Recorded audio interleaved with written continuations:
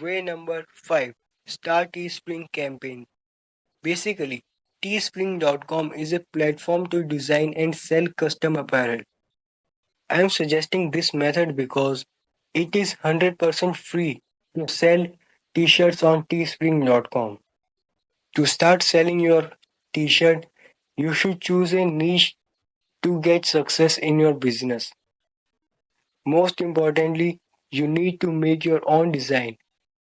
Make sure that your designs are attractive and confirm the quality of your t-shirts. To get the most by this method, you need to have the ability to promote your t-shirt on social media and make designs by using related tools, for example, Photoshop.